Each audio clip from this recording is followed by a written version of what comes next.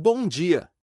Seja bem-vindo a mais uma edição do Pão Nosso de Cada Dia 2025, um quadro do canal A Palavra Responde. As reflexões deste ano continuam sendo baseadas na Maratona Bíblica 2025 da CCDP, intitulada The Way. Estamos lendo o Novo Testamento e Salmos, extraindo da leitura 360 palavras-chave para a nossa vida. São palavras que influenciarão nossa vida espiritual, emocional, familiar, profissional e muito mais. Participe conosco das reflexões trazidas diariamente pelo pastor Sinésio Santos. Deus te abençoe.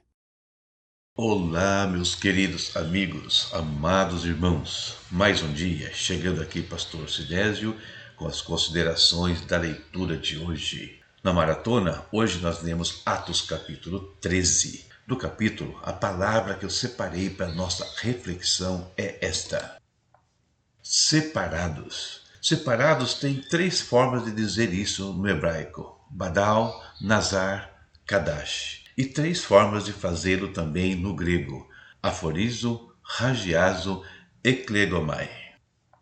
No hebraico, o conceito de separação aparece nestas palavras citadas: Badal, Nazar e Kadash.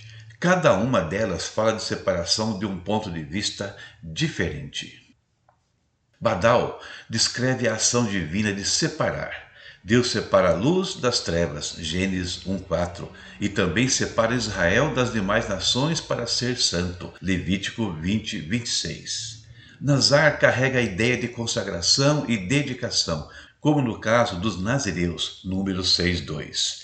Kadash, traduzido como santificar, implica tornar algo separado para uso sagrado, conforme Êxodo 19, versículos 10 e 14.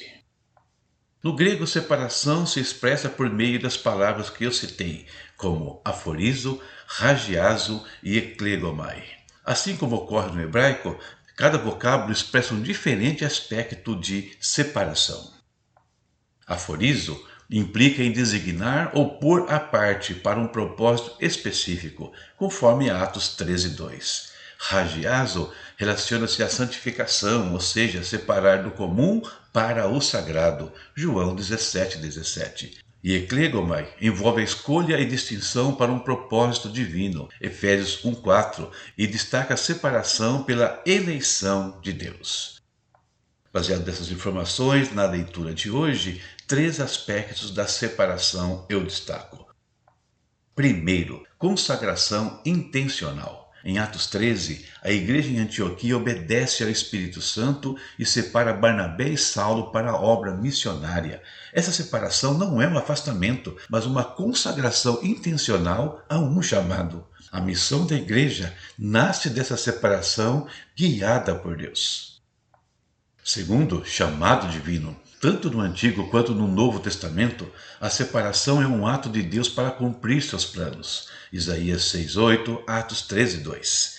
Podemos ver isso claramente na vida de Abraão, Moisés, dos profetas, dos apóstolos. Todos os que foram chamados por Deus tiveram de separar-se da sua vida comum.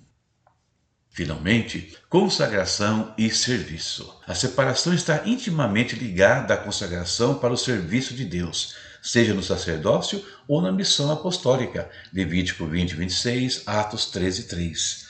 A separação exige obediência e disposição para cumprir o propósito divino, como exemplificado por Paulo e Barnabé, Atos 13:4.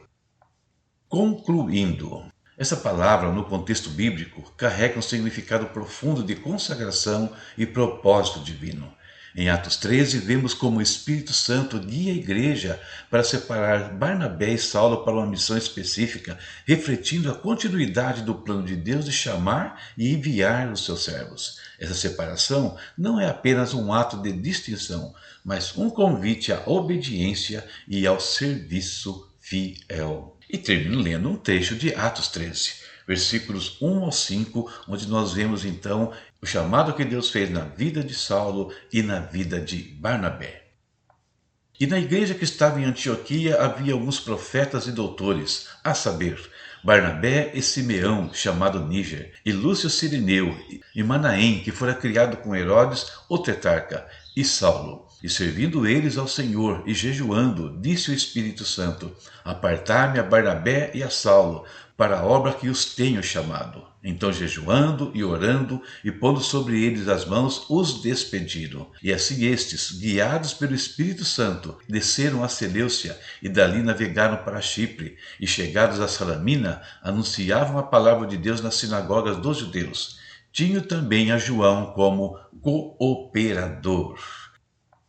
É isso. Por hoje, a leitura de amanhã, Atos capítulo 14, dando sequência, ao início do ministério de Paulo, está na sua tela. Deus abençoe a sua vida, a sua casa e a sua família. Até amanhã, se Deus permitir.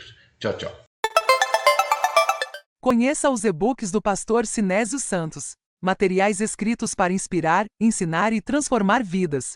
São títulos abordando temas como estudos bíblicos, histórias envolventes de ficção, orientações práticas para a vida cristã, capacitação de docentes, comentários bíblicos versículo por versículo. Cada obra é um convite para mergulhar em conteúdos que edificam e enriquecem o conhecimento, ajudando você a crescer em fé e sabedoria. Encontre o título perfeito para sua jornada e compartilhe a experiência com aqueles que você ama. Adquira já o seu e transforme sua leitura em um momento de aprendizado e crescimento.